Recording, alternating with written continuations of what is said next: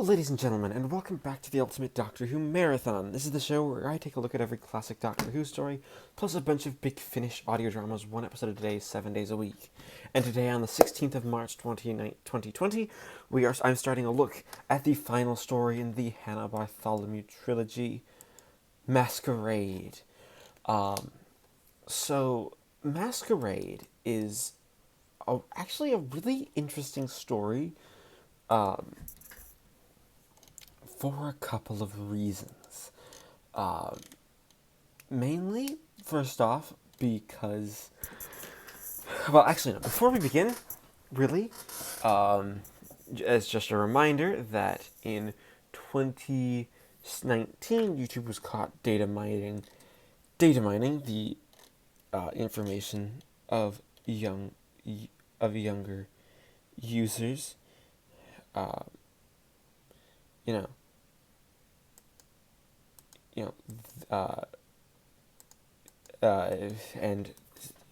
and YouTube has put in place policy to scapegoat creators to become compliant in the Children's Online Privacy Protection Act. This video is not meant for children. Yeah, Doctor Who's a family show that can be watched by children. This is not one of those times. So viewer discretion is advised. But what's interesting is that, but anyway, Masquerade, we're starting today with Masquerade Part 1. Now, Masquerade is interesting, for quite a few reasons. This is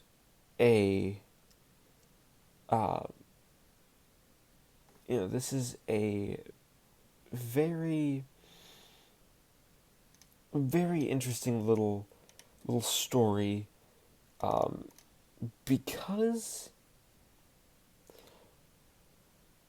this is one where we're starting part 1 where double identity and not knowing who you are seem to be interesting. This is written by Stephen Cole, and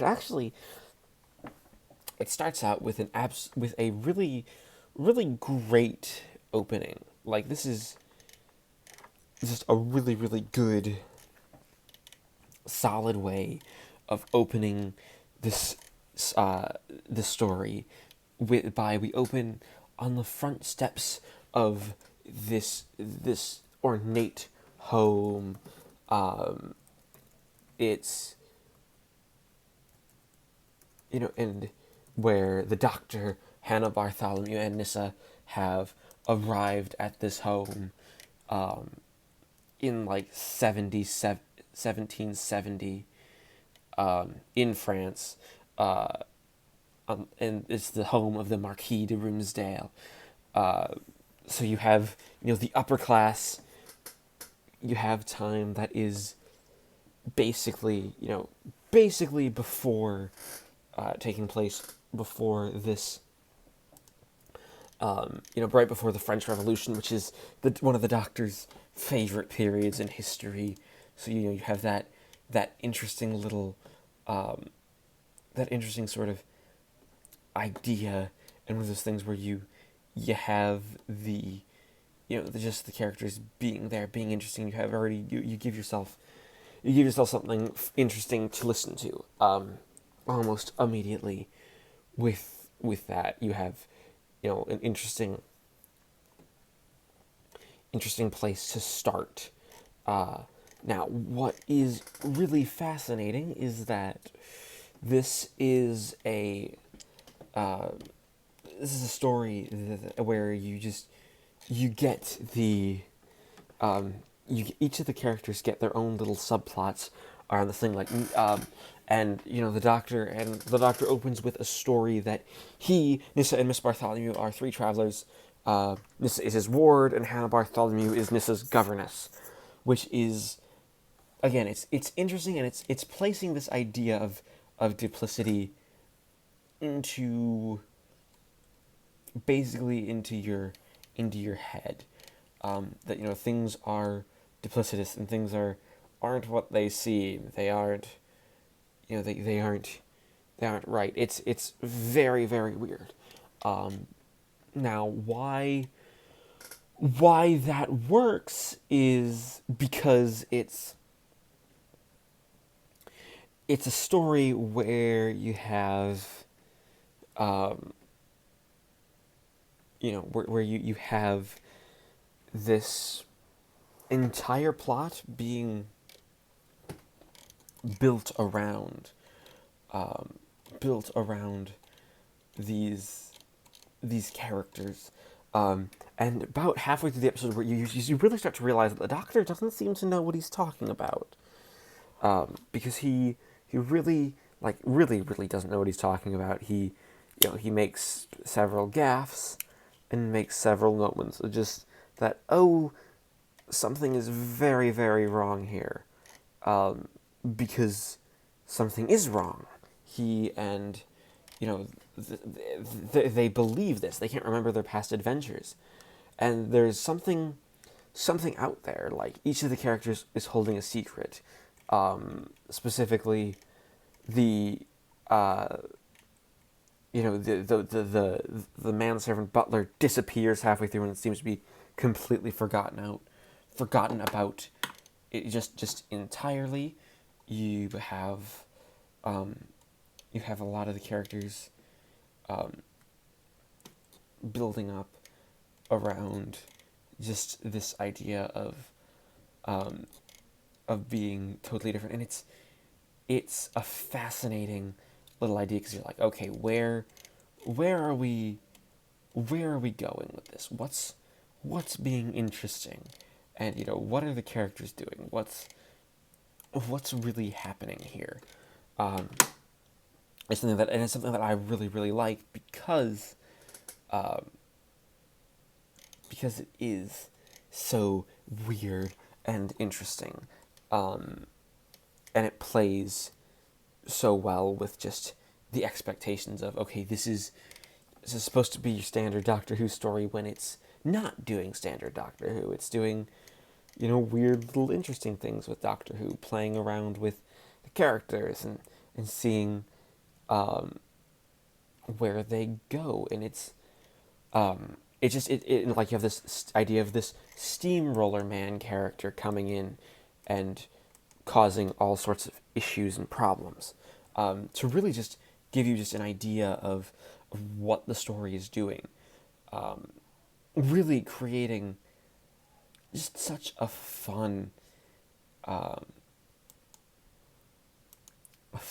little way the story goes. So overall, I'm going to give part 1 of Masquerade an 8 out of 10.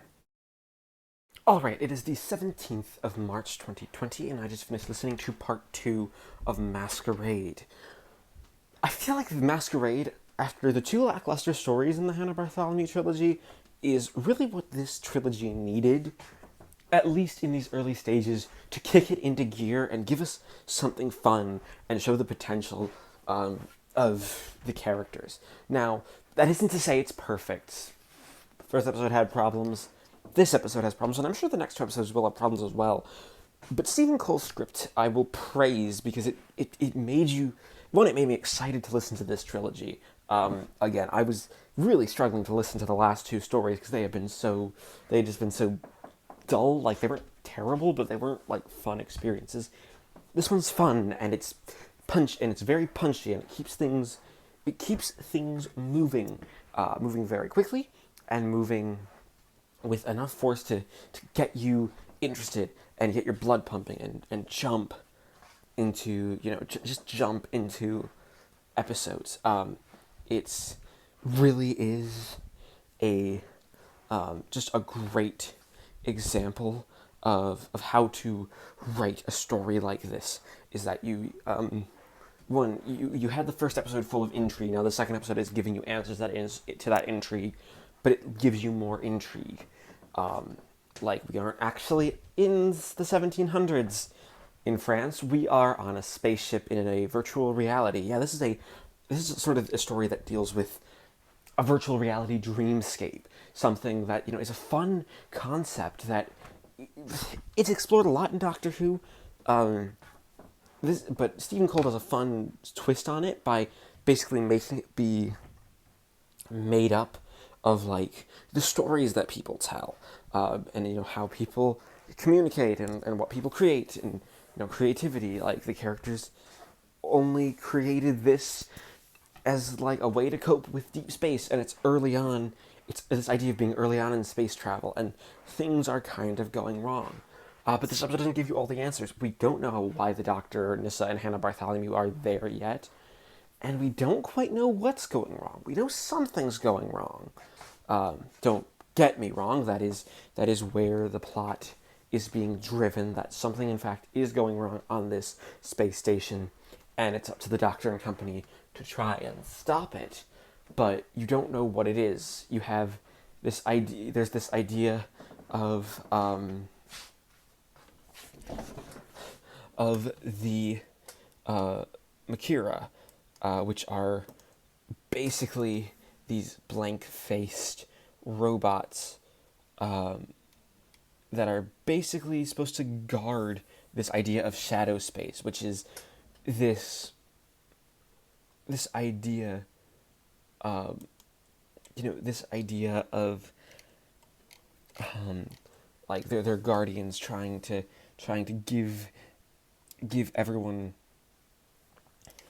something, and create this interesting style and interesting ideas as the characters really play around in this world. Like you get the sense of what the story is going for with the characters, and you're given this idea of people who aren't really done in a way to be necessarily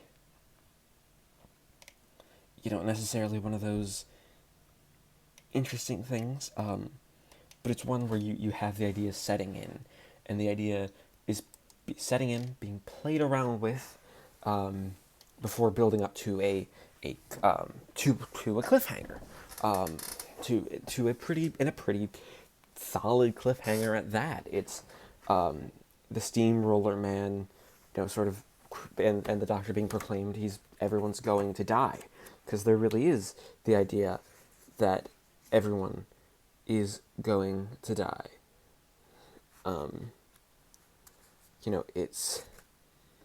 It's this idea, of an entire group of characters having their experiences and their little intrigues and their little character arcs. But what else is really, really interesting is that this is a Big Finish story that actually does a great use of music. And what I mean is that it's one of those stories where there is a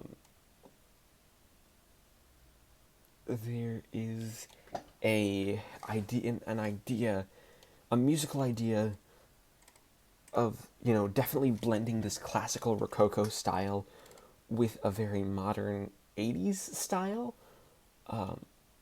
I mean an 80s style because it's like synthesized. There's bits of synthesizers and almost creepy synthesizers.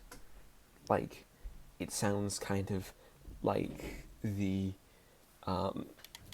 music in The Shining, where you have everything, and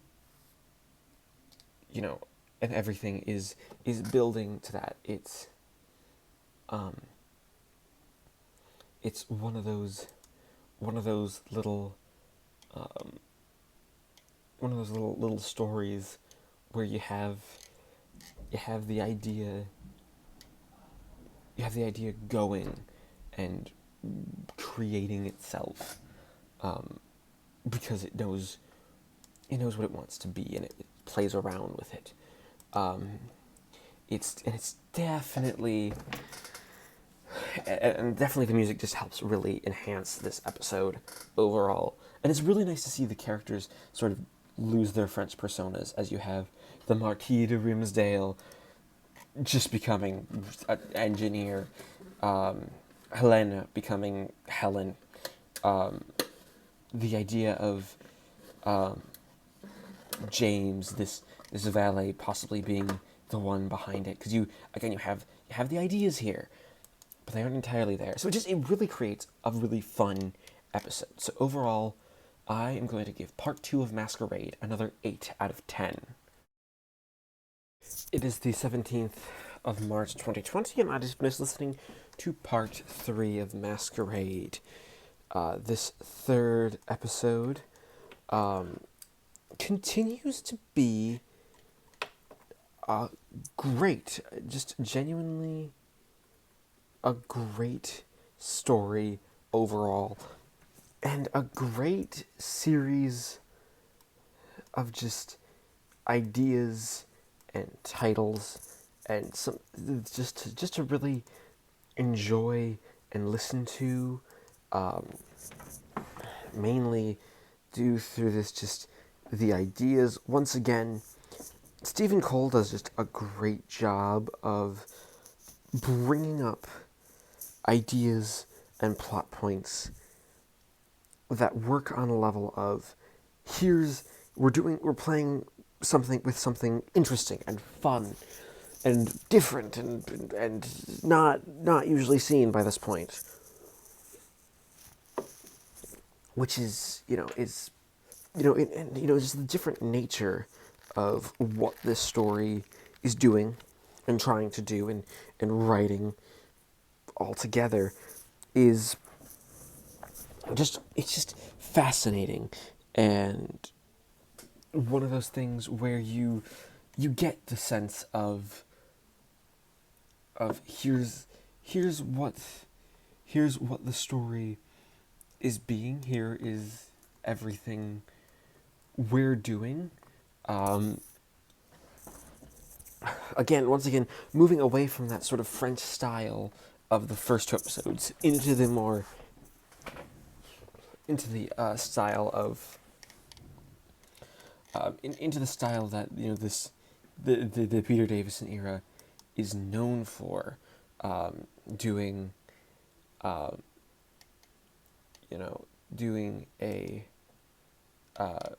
one of those things where you would have been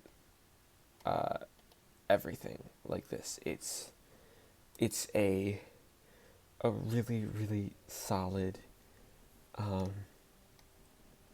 it's a really, really solid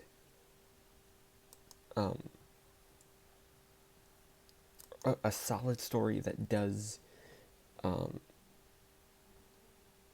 it does a good job of creating these ideas,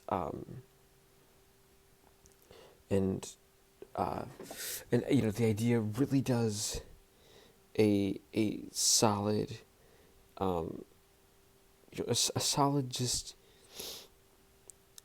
there really is just this plan and this idea here that the entire story is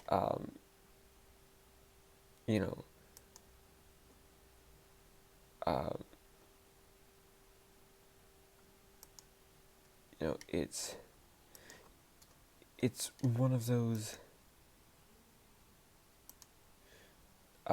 stories where you have the the story itself doing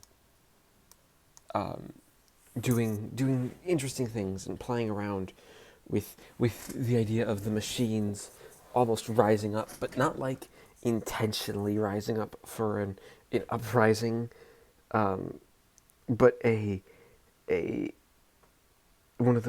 just an uprising of it just kind of happened.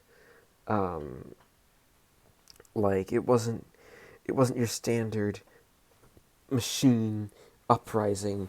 It was just these whole this whole idea of of just aliens causing the own sort of issues just by being there, and it really is interesting because of that, because this is definitely something different than what you're used to and what the story is doing. And I will say this is the first episode that really explores Hannah Bartholomew's spiritualism at all. Like, she's like actually portrayed here really well as as having these travels have actually made her her belief in spiritualism and her belief in sort of the supernatural and the unnatural, the weird, basically not be destroyed by all of this new data, but enlightened that there is something there's more out there that's to be discovered, and maybe there is a life after death because of it, because just seeing the wonder, it's an interesting sort of character study for Hannah Bartholomew, as she could very easily have just fallen by the wayside of random companions, and this is her last story. She only got one trilogy ever, so it genuinely is a shame that there isn't going to be more of her to enjoy after this point, because she really is a fun character, and a fun character who you really know what she's doing, where she's going, who she is. You get that real, just a real sense. You get this real sense for her, as a character, and as a character, I definitely like what Francesca Hunt brings to the role, and the big cliffhanger here is Nyssa actually getting out and getting out of like this subspace and into essentially actual space.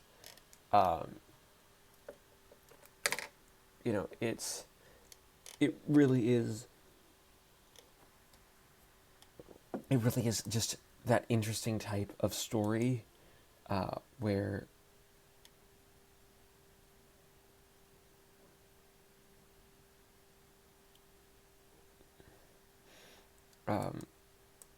you get to play around and have all of these interesting little things and interesting little characters to see. It's really is solid. So overall I would give Part 3 of Masquerade another 8 out of 10. It is the 18th of March 2020, and I just finished listening to Part 4 of Masquerade, the final episode, and the episode that ends this entire trilogy of stories. Rather interestingly enough, this is an episode where there is there is this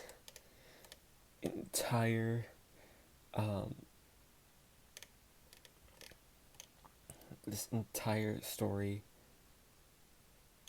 all about, oddly enough, it turns out to be all about a bunch of oppressed aliens using this space, this alternate dimension, to basically start their own uprising, and create their own bit of dissonance and real terror, and in shadow space, basically take some space away from humans, because basically it's an anti-colonialist story, all done in the last episode. And I actually think it actually works quite well to be doing the anti-colonialist story right here in this final episode. It very easily could have fallen apart, but Stephen Cole took a risk, and it did. It did take.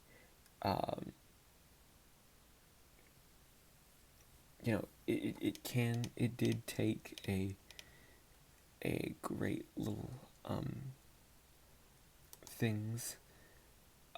It got a lot of things going, and this is the one that said goodbye to Hannah Bartholomew. This is the story where she leaves, which is kind of a shame because it's the first real story where she's really shined and actually gotten a good story. It's this really, really sad things, where you have this entire thing built around doing this idea. It's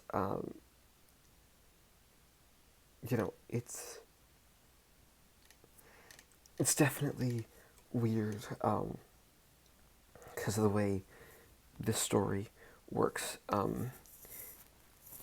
Is that you really do have, it really does also show sympathy for the people, the actual crew of the ship, because they're just doing their job. They're not intentionally hurting anyone, and they show that while they do have their own shortcomings of recognizing these alien species, they at least try to show compassion and some humanity and just a general sense of being human, and giving a giving something different, something perhaps more enjoyable. It's absolutely a different type of story, and a different and just a different thing for the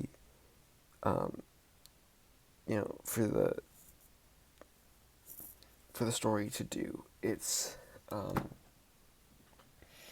and I really must say it's good for doing that. It's like, okay, so we have the idea, we're taking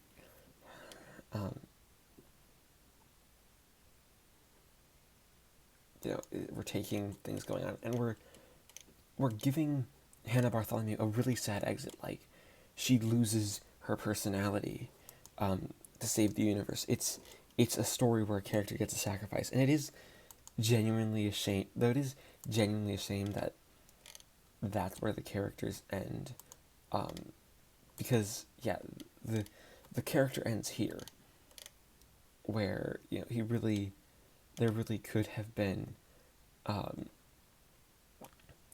lot of things that are done better and more interestingly because of what's been going on. It's very much it's something different. It's creating things different.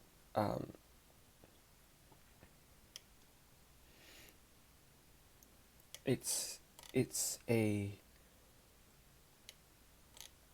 different, and I definitely enjoyed it, and it's a very, very sad ending, and it's honestly, this would be a good point to move right in to season 20, though that isn't actually the case.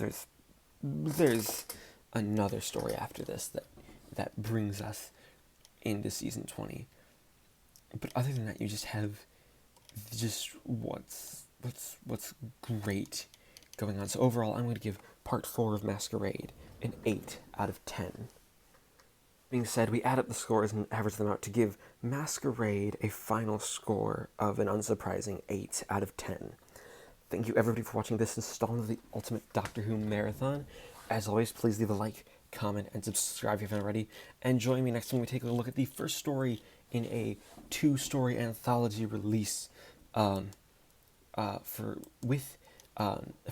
first 2017 trilogy of anthology releases with Alien Heart.